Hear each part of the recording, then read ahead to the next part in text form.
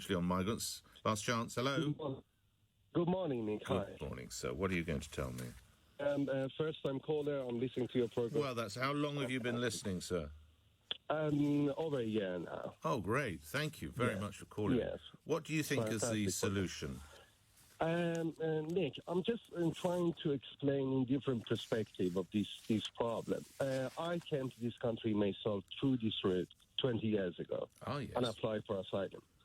And I felt how does the reaction and how does how is the problem exactly? First, we came to European countries, from European countries. I believe over 70% of people who are coming to European countries, they are heading to the United Kingdom. And all of these countries, I mean, like Italy, France, and the other countries, even Germany, they know these people are heading to the United Kingdom. So that means, for example, I've been arrested in Italy first. I'm talking about the year 2000 exactly. And I know it's still like this. They just gave me 15 days to leave the country. Even they didn't ask me, do you want to apply for asylum in here or not? Because they knew I'm heading to the United Kingdom. And where had you come from, Hussein? Originally from Iran. Iran. And why was it the UK that you wanted to get to? And to be honest with you, we heard about UK so much. It was our dream country, and I had many members of family in here. What had you heard that made it the dream country? Can I ask? You could be successful in the future. You can go there. You can have your education. The government is supporting you. That was the main thing which is we had, and that's why we headed to United Kingdom.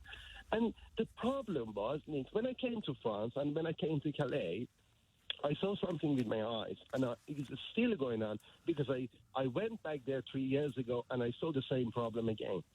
And there was a camp in Calais 20 years ago I'm talking about. It was a distance between that camp and the port, about 5 or 6 miles distance. Every single day there was a line of the taxis outside of the camp. They used to take over 200 or 300 German mark in that moment to take 4 or 5 people from that camp to the port, which is we used to go to the port to capture a lorry or something, to just jump in the lorry and go to the ferry.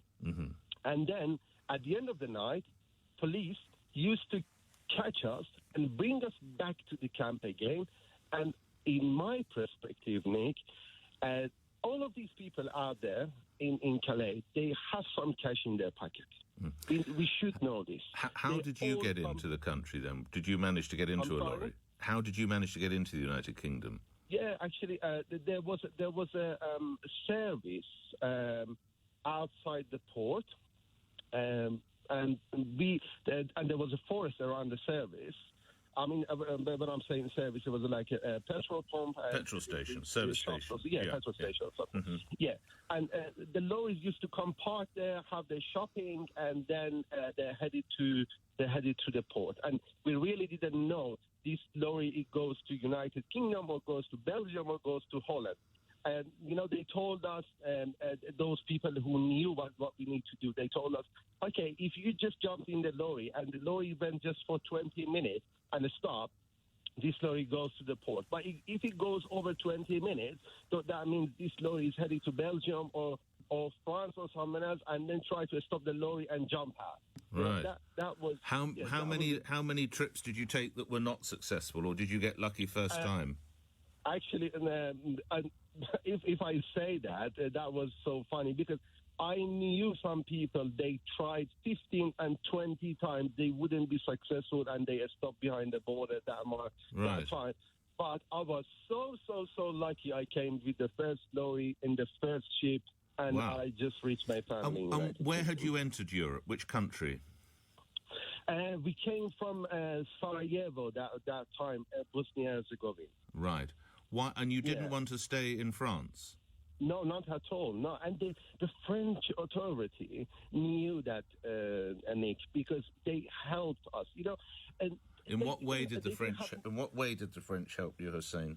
You know, if I went back there, Nick, 3 years ago because it was so cold out there, and I knew how those people felt. I put so many things in back of my car. I went, I threw the car, the channel to help these people. To be honest with you, we have to understand how desperate these people are. And when you got here, when you got to the United Kingdom, did you apply for asylum? Yes, I did. Straight away in Dover. Yes. Yeah. And you were obviously, I assume you were successful. I am luckily and happily, I'm so successful here. I'm running my own business, and I'm so happy here. Yes. Yes. Is it everything? Is life in the UK everything you hoped it would be? I'm sorry? I say, is life in the UK everything you hoped it would be? For me, absolutely. For me, absolutely. This is my country right now. Of course. I love here. And how long in total? How long after leaving Iran did you actually get to Dover? How long did it take? For me, it took 25 days. Wow. How did you live? Yeah. Nick, you know, crossing this channel, I think is the most easiest part for them, even by boat, you know, because I remember we used to cross the jungle in some parts of Europe for 24 hours, walking, child, woman, men, just walking through the jungles. We couldn't even see each other, and you know, we were absolutely blinded in jungle. We used to hold each other to be able to cross the jungle. You know what I mean? It sounds absolutely incredible. Hussein, I have enjoyed speaking with you. Thank you for your story. Congratulations on being so successful here. We might try to return to this conversation, Hussein. Thank you again. But coming up after the news, the shambles that is the